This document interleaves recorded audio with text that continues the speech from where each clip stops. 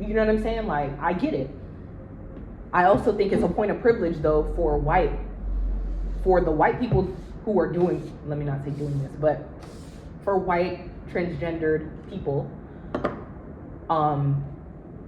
just to be able to do that. Because essentially it's kind of like, and more so the reason why I brought that up is because I feel like the black and the people of color who I don't really see raising like as much hell about it, or I guess for certain things, is because they kind of understand that like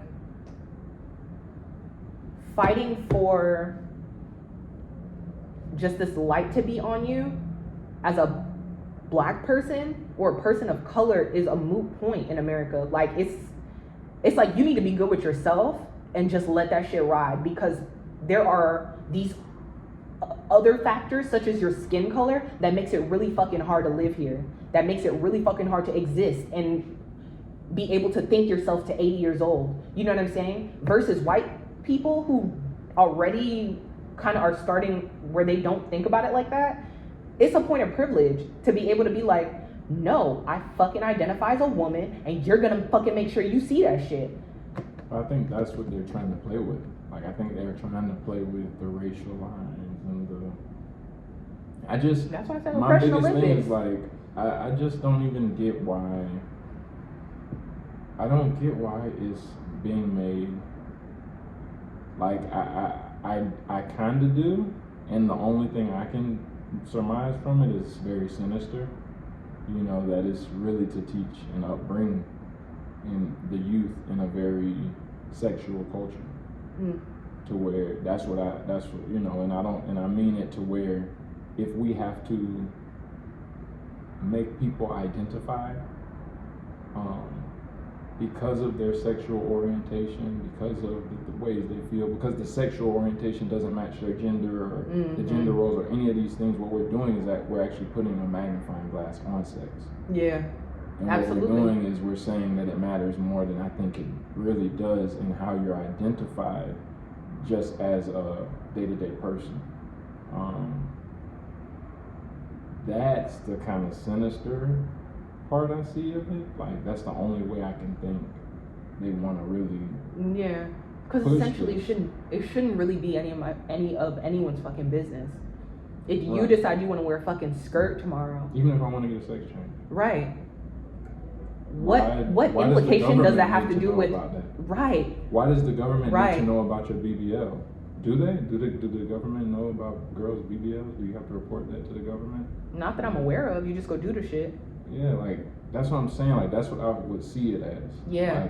Like, okay, you got a surgery. Okay, you got this. Okay, you can be socially this. But, like, I also, like, I don't know, man. Like, you also, anything you put your name on, like, yeah, your job, I mean, you have to know that you're technically a male or you're technically female. Like, identifiers. And I think that's good for the type of legislation that comes in to recognize people of all sexes for no hate crimes or discrimination and things like that. But I don't really see the agenda being further above that. I think it's just more so, you know, if I'm an employer and I'm saying like, okay, I know you're a male and I'm looking at you and you look female, I should not be able to use that against you or gossip. Right. Well, you know, that's really a man. Right. None of that should really matter. Yeah, right. Because what does that have to do with your job or the way that you're able to perform what you're doing? Because technically, by law, you can change your name. A man who's named Timothy Fallon could name himself Susan Fallon. Right. By law, like, and go to work and be named, call him Susan, and like, I don't know, like, and that's what I'm thinking. Like, I definitely would want to get somebody on our podcast to talk about this, because it's like, to me, it's a question of like, okay, what's your social security number? You're not gonna tell me that shit. What's your sexual orientation? Like, you get what I'm saying? Yeah. Like, that's what I feel it goes into the cat. When you're talking about getting it done to that extent where it's like, to be honest with you, now that we're talking about it, maybe the identifying my agenda with even saying people trying to do the transracial and all that shit is like, well, shit, why do we have to identify that shit on taxes and different type of paperwork? Right. We all supposed to be American, ain't we? Right. Why do we have to put white, African American, black or It should African just stop at your American, social. Hispanic or Latino, Asian, Pacific Islander? Why do we have to put that shit? Right. Why do we have to even put that shit? The social already probably has the information attached to it, which is the fucked up part. For the back office, they probably already got everything attached. Okay, black male, social security number attached. Mm-hmm. So, but I don't. To me, that it's kind of nonsensical. I don't think this. We agreed that politically, that's not the move. I think the whites gotta hold on to their numbers at this point. I don't think that's going to help their numbers at all. You don't think so? Not at all. People getting sex changes and not being able to reproduce and identifying as different things. And But I mean, not everybody's getting the sex changes. yeah, but still, like, There's plenty of I don't think it's like a transgendered white- women who are like having children. Transgender men, sorry, who are having kids. But now they're happy and they're not gonna kill themselves. You know what I mean? Or they're not. Now they're able to identify and look like what they I want don't to. see, and that's what I don't. I get it, and I don't. It's like it's something I'm not gonna use. That's how I feel. What you mean? And so let me elaborate. Mm-hmm. So now, like when I say I get it, I'm like, okay, a transgender man Mm-hmm. is a born woman, correct? Yes. A born woman. So you're in your example, your scenario is a biologically born woman is having children, but is a transgender man. Right. Appearance-wise, she may have taken male So to hormones, me, testosterone. She has a beard. it He makes has a beard. no sense. Especially because biology is like, gender is 50-50. You can just be either right or wrong or right and wrong. Like it's because of that. And that's what people are trying to stretch out, which I don't, because I don't think people need to me, certain definitions are nonsensical. That's what I'm saying. Like even certain words in our vocabulary, like we don't use because it's like, bro, I'm not going to use that word like on a daily basis. There's so many easier ways to say that, from my understanding. Right. That's what I'm saying. So not in any disrespectful term. When people talk to me about, That oh, shit's I'm a just cis confusing. heteronormative, Yeah, that you shit's know, I'm like, confusing as fuck. I'm gonna tell you What's your fucking name? that. Because, bitch, What's your name? That. I'm not even going to refer to you as pronouns, with any pronouns. I will call your name every single time. Well, me, if it could come down, I'm just not gonna talk to you. Yeah. But that part, and then I really just, I don't know. I just think people need to relax a little bit. Carry yourself, give respect, no issue. But here's the problem. What do we do about the fact that the transgender community, I'm speaking specifically, LGBTQ plus community in itself, is prone to violence, right? Because of their deviation from the heteronormative society. The trans community in particular is more prone to violence because of, just oftentimes the men who feel like they're bamboozled because, you know what I'm saying? They See, again, I need more specifics. I need specific stories now.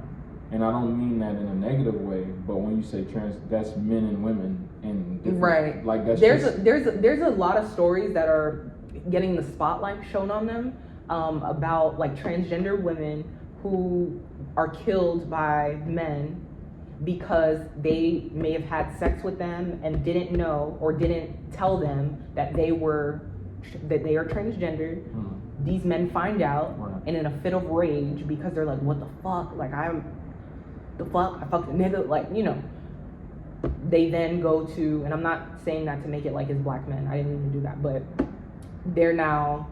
they will kill them or harm them, or now they're the community pariah, you know what I'm saying? And like there's kind of this target on their back, faggot, you know what I'm saying? It's the usual things, but with an added boost, because now you're aesthetically looking like a woman.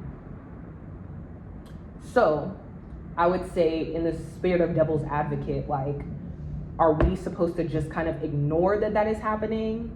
And I'm also saying this perhaps with a twinge of like spiteful sarcasm, just because I'm a black woman, and so it's like we as black people have to deal with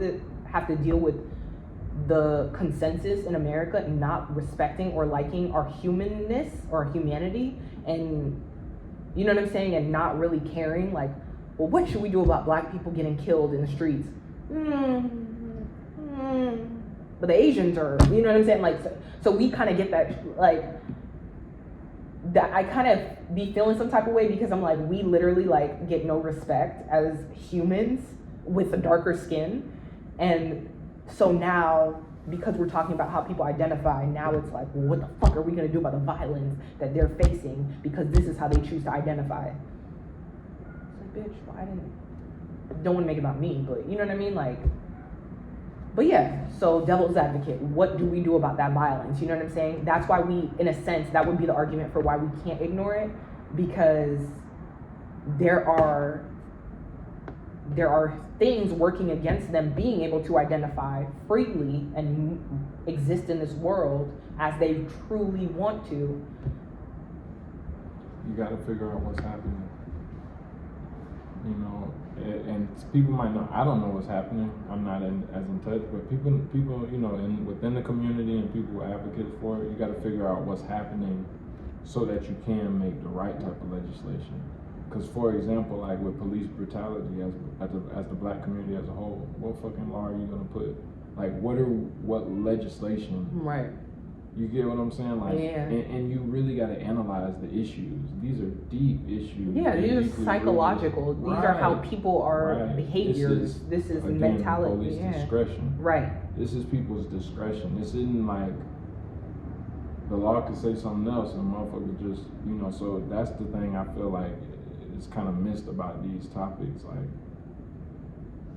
you know, like, I don't know, but it's good to make noise about it. I respect it's good to make noise and make people hear you, because we wasn't as keen to these this community 10, 15 years ago. Right. You know what I'm saying? So like now it's big TV shows, so I wouldn't say I'm a big advocate.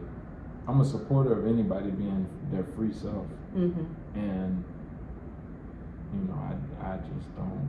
I'm not a big fan of the misuse of the political system. And I mean, the political system already is just by nature, by design, it's a beast. Mm-hmm. So it's like, I don't really like to play with that, personally. But,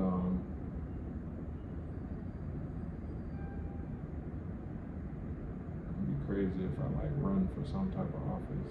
Would that be crazy? No, I'm saying it's an old video or something. Oh. But no, like, I don't know. I'm supportive of all the community and people supporting themselves. But yeah, we can't be teaching our kids about identity. Kids shouldn't be worried about that shit till they are actually to where their sexuality is to where they're being like, explored. Yeah, right. I say at least to after, like, I'm even saying young, and I don't even mean being exposed to all that. Just like asking them what they, don't tell them these crazy ass definitions and all this shit. Just talk to your kids and ask them what they, you know. You don't even have to ask them what they like. You'll know what they like. Yeah, you pay attention. Shit. And you ain't gotta foster that, and you ain't gotta do nothing of that. You just make sure you raise your children. You raise them the way you want them to be raised. You don't be, you know. Now, here's the reality of existing in, I'd say, America, right? Unless you have your child homeschooled and with a carefully curated, you know, extracurricular activities, group of friends, your child is going to be, and no phone, your child is going to be exposed to just social media, to right. But the world. The point is to have that relationship and being able to be and know, like, your children are understanding and equipped to go out into the world, go into their phone at these times now. You know what I'm saying? Yeah. Like, really, like, That's nowadays real. it's going into your phone, going onto your laptop, and being equipped to know how to handle this world. Like, it's a lot of shit out here nowadays. I feel like I battle at times with, like, with Jules, with feeling like, you know, we just will teach you, you know, our carefully curated, like, you know, our lessons at home and stuff like that, and then letting her come to us with questions versus exposing her to these different things that are here, and kind of having us be that introductory into it, so that she's not learning for the first time about these communities and these different definitions through someone else and their already kind of loaded idea of what it may be or not be. And I guess it's kind of the same thing, but of course this is our child, so I kind of battle with that sometimes. Like, are we the first teachers, or do we just kind of let her come to us with it? Because we run the risk on both sides of, on the one hand, not exposing her to it, and she, you know, doesn't necessarily feel like we're talking to about it, or she feels like this other person that I'm seeing it from is more knowledgeable about it, they talk about it, like, let me kind of lean into that. Versus, you know, like, this is what's going on out here. Let's talk about it. Just like, be yourself. And yeah. that's why every parent has their parenting style, and then that's why people, like, you can't teach your child about doing crack because you don't do crack. You know what I'm saying? And it's not saying your child ever wants to go on crack, or our daughter wants to do that, but at the same time, there are going to be people in this world that do know more topics than we do. But I guess in that example, it's like, we don't do crack, we've never done crack, so we can't teach her about crack, but we can say this is what crack is, this is what it looked like. Right. I'm gonna suggest you don't do it. Just a suggestion. I wouldn't do it if I were you. Like, you know what I mean? So, no, for sure. You can give people stories, but yeah. my bigger point, to not deviate, is to just make sure that your child is equipped with everything that you can equip them and expose them to. You know what I'm saying? Yeah. Equip them for it and expose them to. And once you expose them to as much as you can, the world is going to do the rest. But hopefully you've exposed them to enough to at least guide them down somewhat of a path, and to give them somewhat of a bumper system, to where if they do encounter some people doing this, or, you know, living like this, or interested in these type of things that you may be like, that's a little unsavory, leads down to a different path, they can sense that. Even if they are around it, what if the things we've been around that our parents didn't want us around? We've been in situations our parents like, bruh, I never want to, you know. So it's like, it's not to say, but the point is you make good decisions to keep yourself away from them situations and make yourself further, you know. So that's all it's about. This has been another episode of the Blunt Podcast. Peace.